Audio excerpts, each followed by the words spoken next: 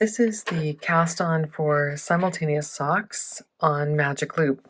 I'm using two colors of yarn to help differentiate between the two socks. So my gray yarn is going to be sock number 1, and this burgundy or purple yarn over here, that's going to be sock number 2. In order to cast on Magic Loop style and have the socks be mounted symmetrically, we're going to begin by casting on half the number of stitches for the sock. So in this sample, I'm going to have 24 stitches for each sock, and so the first cast on I'm going to do will be 12 stitches, half the number of stitches that I want in total for my sock. You need to use a long tail cast on for this for setting up your socks this way. So that's why I'm choosing the long tail cast on to cast on my first 12 stitches. Again, the first sock that you cast on, you'll cast on half of the total number of stitches that you need for your sock in total. So I've got 2, 4, 6, 8, 10, 11, and 12. Now I'm going to cast on for my second sock, and for this one I will cast on all 24 stitches.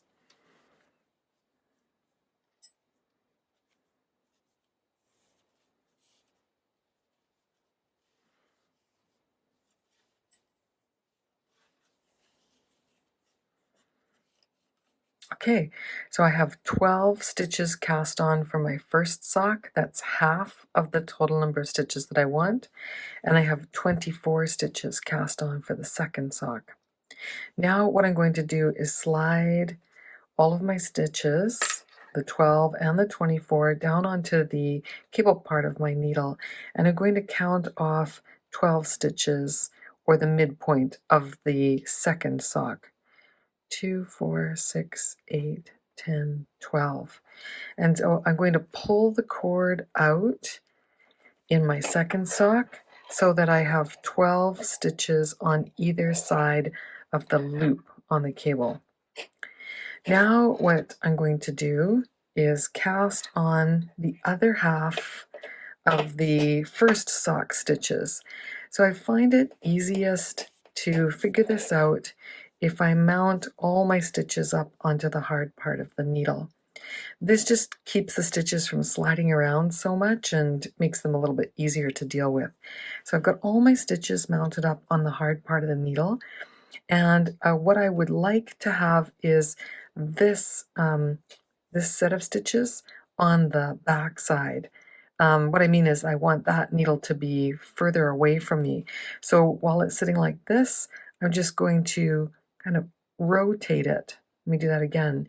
I'm taking my needle and I'm kind of rotating it around so that this needle with just the 12 stitches on it is in front of me, and the stitches with the 12 and 12 on it is to the back of me. Now that I've got my needle set up with this one with the 12 and 12 stitches on the back and the one with just the 12 stitches on the front, I can move that second sock out of the way. I'm kind of done with it for now. And I want to cast on the other 12 stitches that go with this first sock. So holding these stitches in the back and the empty needle in the front, I now use my fingers to separate the two yarns, and I'm going to do a long tail cast on onto the second needle, snugging it up a little bit here. I don't want to leave a long gap between the edge of these 12 stitches and the beginning of this one. So I'm just snugging it up a little bit, and now I'm going to make another one. And this second needle kind of gets in the way a little bit, but if you can just kind of bear with it for a few minutes, it gets easier to cast on as you go. You see how now I can just kind of focus on that second knitting needle, and I'm casting on the second set of 12 stitches. 2, 4, 6, 8, 9, 10. I made the tail really long on one and really short on the other.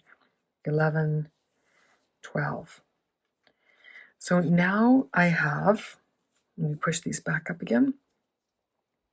I have my stitches cast on for both of my socks. This is the first sock, this is the second sock, and my tails are hanging in exactly the same place. That's what I need to begin with for magic loop.